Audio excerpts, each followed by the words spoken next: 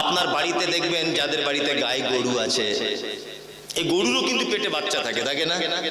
একটা মেয়ে তার পেটে বাচ্চা যতদিন রাখে, একটা গরু তার পেটে ততদিন বাচ্চা রাখে। কি বললাম বুঝলেন? আপনি এই পৌষ মাসের কোন কোন শীতে দুতলার উপরে শুয়ে আছেন, আমি রব দেখাচ্ছি আপনাকে। দুতলার উপরে শুয়ে আছেন, আপনার প্রেগনেন্ট যে গরুটা ছিল ওর পেটে যন্ত্রণা শুরু হয়েছে, ওর ব্যথা শুরু হয়ে গেছে। ও রাত 2টো বাজে, আপনি তো ঘুমাচ্ছেন নাক ডাকিয়ে, ও তখন গোয়াল ঘরে একবার উঠছে একবার বসছে। অক্লান্ত পরিশ্রমের পরে নিজে রস করে মাটিতে শুয়ে পড়ে তার বাচ্চা জন্ম দিয়েই দিয়েছে। অনেক সময় ছাগল গরু একা একা গোয়াল ঘরে বাচ্চা জন্ম দেয় না, কেউ না থাকলে? হয় কি হয় না? হয়। বাচ্চা জন্ম দেওয়ার পরে গাভীর চোখ দিয়ে পানি পড়ছে, আর গাভী তার বাচ্চাকে বলছে, বাবু তোর নানিও নেই, তোর দাদিও নেই, আদর করার মতো কেউ নেই তোর, কে তোকে কোলে তুলে নেবে? কনকনে শীত, বাচ্চাটা মায়ের পেট থেকে এসেছে, গায়ে সব লালা ভর্তি, রক্ত ভর্তি, কে পরিষ্কার করাবে? গাভী তখন মা তো জিভ দিয়ে চ্যাট চ্যাট চ্যাট চ্যাট করে চাটছে, চেটে তার বাচ্চার গা পরিষ্কার করে চেটে দিল। রব দেখাচ্ছি আপনাকে। এবারে বাচ্চাটা আস্তে আস্তে করে কাঁপতে কাঁপতে মাকে বলছে, মা খুব কষ্ট করে পৃথিবীতে এলাম, বার হতে খুব কষ্ট হয়েছে, একটু দুধ হলে ভালো হতো না, গরম গরম। তখন গাভী বলছে আস্তে আস্তে করে ওঠ, উঠে দাঁড়া। উঠে দাঁড়িয়ে থরথর করে কাঁপতে কাঁপতে ধস করে পড়ে গেল।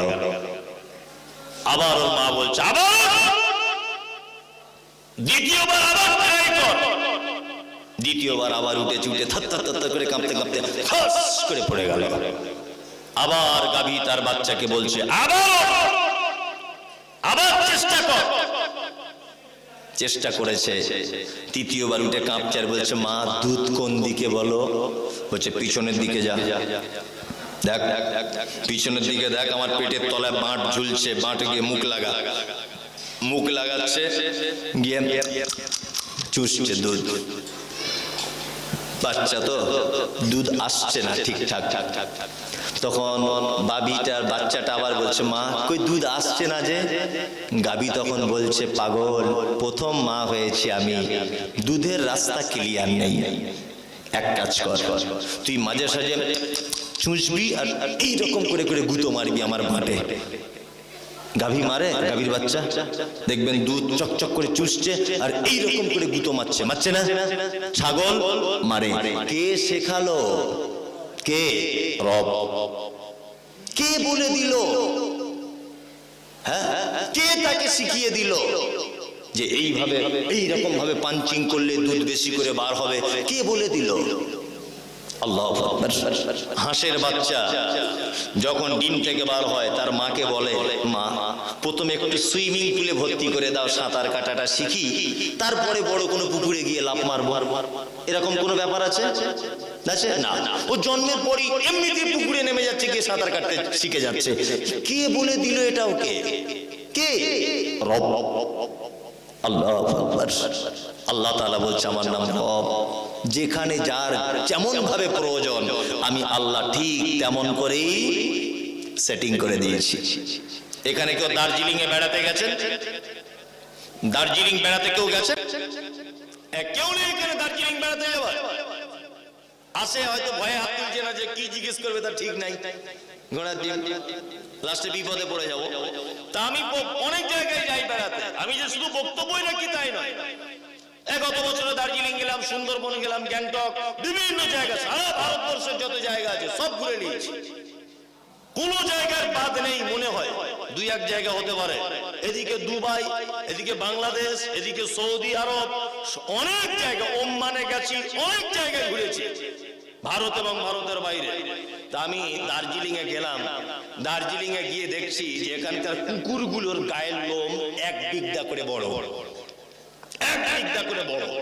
তো মনে মনে ভাবছি কি ব্যাপার, এখানকার কুকুরগুলোর গায়ের লোম বড়, অথচ কালিয়া চকের খুব ছোট ছোট কেন? তখন বুঝতে পেরেছি, আল্লাহ তোমার নাম রব, এখানে বরফ পড়ে মাঝে সাঝে, ওই জন্য কুকুরগুলো কোথায় থাকবে এটা পৃথিবীর কেউ চিন্তা ভাবনা করেনি। ওই জন্য আল্লাহ তুমি আগে থেকে এদের গায়ে কম্বল সেটিং করে তবে এদেরকে পাঠিয়েছো দার্জিলিং এ। আল্লাহু আকবার। এরপরেও আপনি আল্লাহকে চিনতে পারছেন না। রব,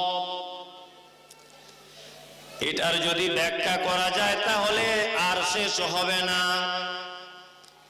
আল্লাহ তাআলা বলছেন আলহামদুলিল্লাহি রাব্বিল আলামিন, প্রশংসা বান্দা সব আমার, আর আমি হলাম তোদের রব, আর আলামিন আর অসংখ্য জগতের মালিক আমি আল্লাহ। অসংখ্য জগতের মালিক কে? আল্লাহ। তারপরে আয়াতটা কি?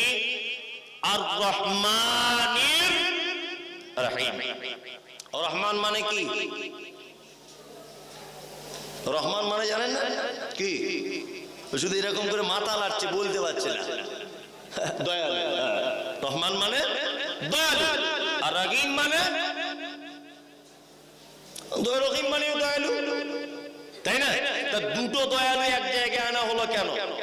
এখানে সত্যি আল্লাহর কোরআন বোঝা বড় মুশকিল। আমি আপনাদের শেরশাহী মাদ্রাসায় প্রত্যেক বছরে 50,000 টাকা দান করি, ধরে নেন, বোঝানোর জন্য বলছি, অরিজিনাল নয়। তা 50,000 টাকা আমি দান করি, মানুষ আমাকে কি বলবে? দানি, তাই না? আর আমার পাশে যে বসে আছে এ প্রত্যেক বছরে ওই মাদ্রাসায় 5 লাখ টাকা দান করে, মানুষ কি বলবে? দাতা। আর এনার পিছনে যে মানুষটি বসে আছেন উনি প্রত্যেক বছরে 1 কোটি টাকা দেয়, ওনাকে লোক কি বলবেন? দানবীর, তাই না? বলে না? শিক্ষিত মানুষরা জানেন হাজী মোহাম্মদ মহসিনকে কি বলা হয়? দানবীর। তার মানে যার দান বেসুমার। তার মানে আমি দিলাম 50,000, আমি হলাম দানি, ও দিল 5 লাখ, ও হচ্ছে দাতা, আর উনি দিলেন 1 কোটি, উনি হলেন দানবীর। রহমান মানে দয়া, আর রহিম মানেও দয়া। আল্লাহ সুবহানাহু ওয়া তাআলা রহমান, রহমান যে দয়াটা এটা হচ্ছে বেসুমার দয়া, যার দয়ার কোনো শেষ নাই। এমন এক রকম ভাবে তিনি দয়া করেন, তার বিনিময়ে কিছু চায় না। আচ্ছা, এইবার আপনাদেরকে কয়েকটা কথা বলি আল্লাহর দয়া কতটা। কিছুদিন আগে আপনারা দেখেছেন যে ভারতবর্ষের ঐতিহ্যবাহী একটি মসজিদ, তার নাম বাবরি মসজিদ, এটা এখনো আছে নাকি? ভেঙে দিয়েছে, ভেঙে দিয়েছে। ওই তো 22শে জানুয়ারি উদ্বোধনী অনুষ্ঠান, ওখানে মন্দির, রাম মন্দির স্থাপন হয়েছে, তার শুভ উদ্বোধনী অনুষ্ঠান 22 তারিখে। যাই হোক, ওই সব ইতিহাস আমি বলছি না, আমি বলছি যে যারা বাবরি মসজিদকে ধ্বংস করেছে, আচ্ছা বলুন এরা ভালো লোক না খারাপ লোক? খারাপের পক্ষে কারা? আপনারা সবাই, তাই না? আর যখন বাবরি মসজিদ ভাঙা হয়েছে তখন ভারতবর্ষের মুসলিমরা, প্রাণপ্রিয় মুসলিম যারা, তারা কিন্তু দোয়া করেছে। দোয়া করেনি যে আল্লাহ যারা মসজিদ ভেঙেছে তুমি তাদের কঠিন সাজা দাও? দোয়া করেনি? করেছে। নাম্বার 2, আপনারা এখন ইদানিং দেখতে পাচ্ছেন সোশ্যাল মিডিয়ার মাধ্যমে যে ফিলিস্তিনের মাটিতে মসজিদে আকসা, যেটা প্রথম কিবলা যে মসজিদটা ছিল, ওই মসজিদ জেরুজালেমের আপনার কি বলে ইসরায়েলের ইহুদিরা মসজিদটা দখল করে নেওয়ার চিন্তা ভাবনা করছে, এবং ফিলিস্তিনিদের মা বোনদের উপর অত্যাচার, ফিলিস্তিনিদের উপরে নির্যাতন চালাচ্ছে ইসরায়েলের ইহুদিরা, তাই না? মুসলমানরা দোয়া করছে কি করছে না? করছে কি করছে না? আপনারা ইসরায়েলের পক্ষে না ফিলিস্তিনের পক্ষে? ফিলিস্তিনের পক্ষে, তাই না? আচ্ছা এইবার বলো রুজির মালিক কে? আল্লাহ। অক্সিজেন এটার মালিক কে? আল্লাহ। তা আল্লাহ এত দোয়া করা লাগবে কেন? আল্লাহর ঘর মসজিদ ভেঙে দিচ্ছে, আল্লাহ 10 মিনিটের জন্য ইসরায়েলে অক্সিজেনটা বন্ধ করে দিলেই তো হয়ে গেল, সব তো শেষ। শেষ না? আল্লাহ যে রুজি রুজি ওদের বন্ধ করে দেয়, তা ওরা আর কেউ বাঁচবে? বাঁচতে পারবে? তাহলে এত মানুষের দোয়া করা প্রয়োজন ছিল না? ছিল। আল্লাহ বলে আমার নাম রহমান, তার বিনিময়ে কিছু চাই না, এমনিতেই দয়া করি। মসজিদ ভেঙে দিবি তবুও তোকে অক্সিজেন দেবো, মাদ্রাসা আগুন লাগিয়ে দিবি তবুও তোকে অক্সিজেন দেবো আমি আল্লাহ। নামাজ পড়বি না তবুও তোর জমিতে বৃষ্টি হবে। আল্লাহ বলে আল্লাযী জাআলা লাকুমুল আরদা ফিরাশা ওয়াস সামাআ বিনাআ ওয়া আনজালা মিনাস সামাই মাআন ফাআখরাজা বিহি মিনাস সামারাতি রিজকান লাকুম ফালা তাজআলু লিল্লাহি আনদাদা ওয়া আনতুম তা'লামুন। চৈত্র মাস চলে যাবে, বৈশাখ মাস চলে যাবে, জ্যৈষ্ঠ মাস চলে যাবে, আষাঢ় মাস যখন পড়বে আমি আল্লাহ আসমানকে বলে দেব মুষলধারে আসমান তুই বৃষ্টি বর্ষণ কর। কালিয়াচকের চাষিরা তারা মাঠে চলে যাবে, মাঠে নাঙল লাগাবে, আর আমি আল্লাহ তোর জমিতে ধান উৎপন্ন করে তোমার বাড়িতে সোনার ধান পৌঁছে দেব। বেনামাজি নামাজ পড়বে না, তোর জমিতে বৃষ্টি হবে। তুমি রোজা রাখবে না, তোমার জমিতেও বৃষ্টি হবে। তুমি আল্লাহর দুশমন, তোমার জমিতেও বৃষ্টি হবে। আমার নাম হচ্ছে রহমান। আমি এমন দয়া করি, পৃথিবীর কোন প্রাণী, পৃথিবীর কোন জিনিস আমার দয়া থেকে কোনদিন বঞ্চিত হবে না। আল্লাহ দয়া থেকে কেউ বঞ্চিত হবে? রহমান দয়ালু। যে নামাজ পড়ে না ও দেখবেন প্রত্যেকদিন বিরিয়ানি চালিয়ে যাচ্ছে। যে আল্লাহর সঙ্গে দুশ্মনী করে তারও দেখবেন দশতলা বাড়ি। কি বলছি বুঝতে পারছেন না? তার মানে আল্লাহ দয়া করে, বিনিময় কিছু চাই না। আর রহিম খাসাতান ইয়াউমাল কিয়ামাহ, আর রহিম যে দয়াটা এটা হচ্ছে আল্লাহ সুবহানাহু ওয়া তাআলার শুধুমাত্র কিয়ামতের দিনে। ওই জন্য আপনারা যারা বসে আছেন আপনাদের কাছে আমার বিনীত অনুরোধ, যখন নামাজে দোয়া করবেন তখন একটা কথা বলবেন। মেয়েরাও ভালো করে শুনে রেখে দেন, নামাজে যখন দোয়া করবেন একটা কথা বলবেন যে আল্লাহ দুনিয়াতে তুমি আমাকে যা করছো করছো, আখিরাতে যেন তোমার দয়া থেকে আমাকে বঞ্চিত করে দিও না। আর আখিরাতে যদি কোনো মানুষের উপরে আল্লাহর দয়া হয়ে যায় তাহলে তার থাকার জায়গা জান্নাত। তারপরে আমরা কি বলি? মালিকি ইয়াউমিদ্দিন, কিয়ামতের দিবসের মালিক কে? কে? আল্লাহ সুবহানাহু ওয়া তাআলা। আল্লাহু আকবার। কিয়ামতের দিবসটা যে কেমন হবে এটা আপনাকে বলে বোঝানো যাবে না। মানে আমি অনেক সময় আবেগে বলতে পারি না, মানে বলতে গেলে মন খারাপ হয়ে যায়। কিয়ামতের দিবসের বর্ণনা আল্লাহ যেভাবে দিয়েছে কোরআনে, আর আল্লাহ নবী সাল্লাল্লাহু আলাইহি ওয়াসাল্লাম যেভাবে কোরআন হাদিসের ভিতরে কিয়ামতের বর্ণনা দিয়েছেন, এটা যদি একটা একটা করে নিখুঁত ভাবে যদি আলোচনা পর্যালোচনা যদি করা যায়, তা কঠিন হৃদয়ের মানুষ হলেও তার অন্তর গলে যাবে। जमीन अगर पत्थर हो तो बारिश से क्या होगा, दिल अगर पत्थर हो तो तकरीर से क्या होगा।